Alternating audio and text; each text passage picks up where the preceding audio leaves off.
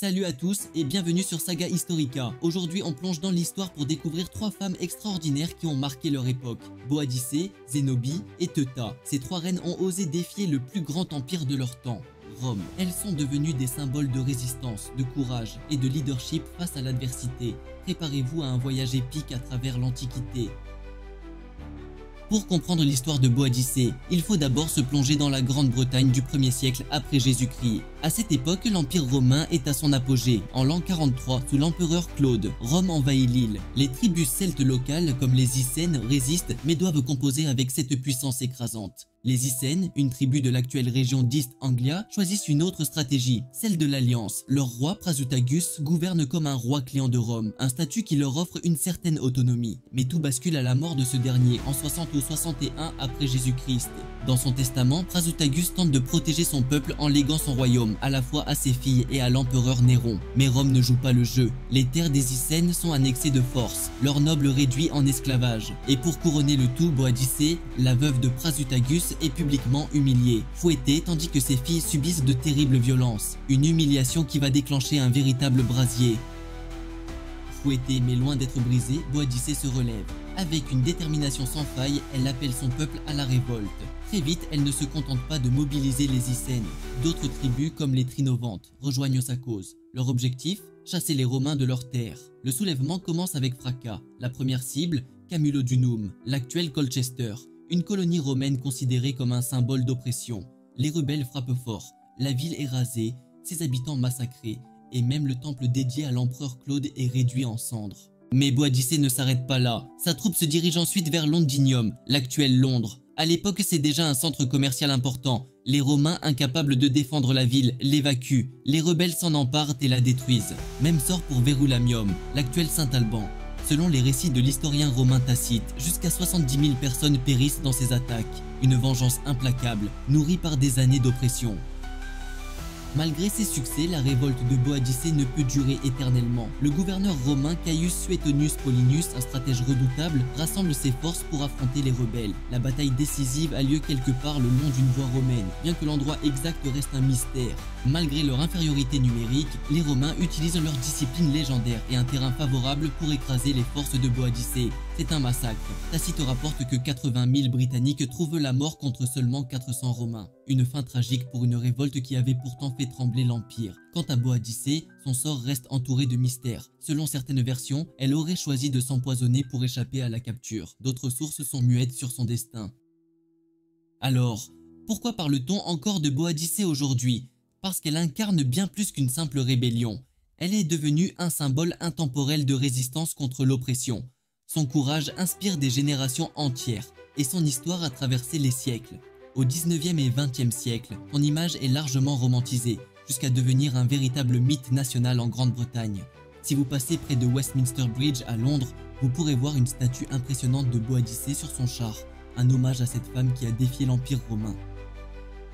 Zénobie, ou Septimia Zenobia, serait née vers 240 à Palmyre, une oasis stratégique en plein désert syrien. Palmyre, c'était bien plus qu'une simple ville, c'était un carrefour culturel et économique entre l'Orient et l'Occident. Sa richesse venait des caravanes qui y transitaient, reliant Rome, la Perse et bien au-delà. Zénobie, issue d'une famille aristocratique, était une femme d'une grande érudition. Elle parlait couramment le grec, le latin et des langues sémitiques. Certains disent qu'elle revendiquait une ascendance prestigieuse, affirmant être la descendante de Cléopâtre. Une telle généalogie renforçait son charisme et son aura auprès de ses contemporains. Le royaume de Palmyre, bien que sous l'influence romaine, jouissait d'une autonomie relative. Et cette autonomie, Zénobie allait en faire le socle d'un véritable empire.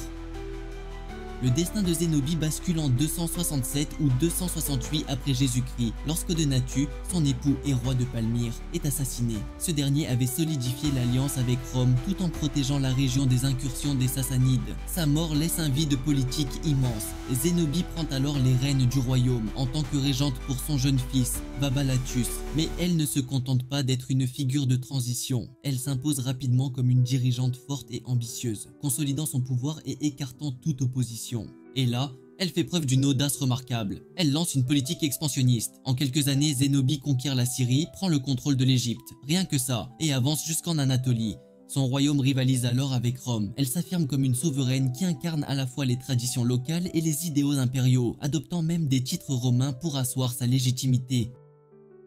Mais cet empire en pleine expansion ne peut que provoquer la colère de Rome. L'empereur Aurélien, décidé à rétablir l'ordre, lance une campagne militaire contre Palmyre en 272 après Jésus-Christ. Zénobie, loin de se laisser intimider, organise une défense acharnée. Ses armées affrontent les légions romaines dans plusieurs batailles majeures. À Antioche, puis à Émésa, l'actuel Homme, les troupes de Zénobie résistent, mais les Romains, mieux équipés et disciplinés, finissent par l'emporter. La reine se replie sur Palmyre, espérant rallier ses forces, mais Aurélien assiège la ville.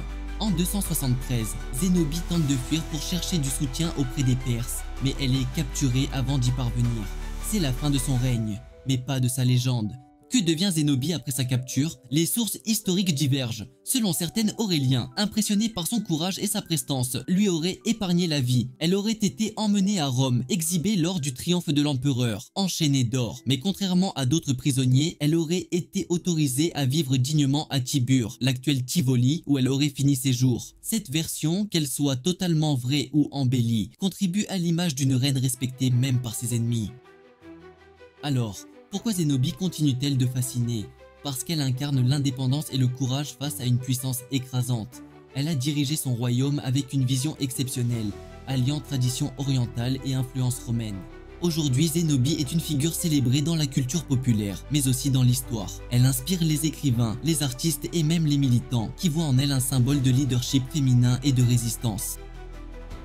Teuta régnait sur les Illyriens, un peuple du sud-est de l'Europe, dont le territoire s'étendait sur des régions correspondant aujourd'hui à l'Albanie, le Monténégro et la Bosnie-Herzégovine. Ces tribus prospéraient grâce à l'agriculture, le commerce et, on ne va pas se mentir, la piraterie. En 231 avant Jésus-Christ, Teuta devient reine après la mort de son mari, Agron, un roi respecté qui avait consolidé la puissance des Ardiaei, leur tribu principale. Régente pour son jeune beau-fils Pinès, Teuta ne tarde pas à s'imposer comme une dirigeante à part entière, mais son règne allait rapidement attirer l'attention de l'Empire romain.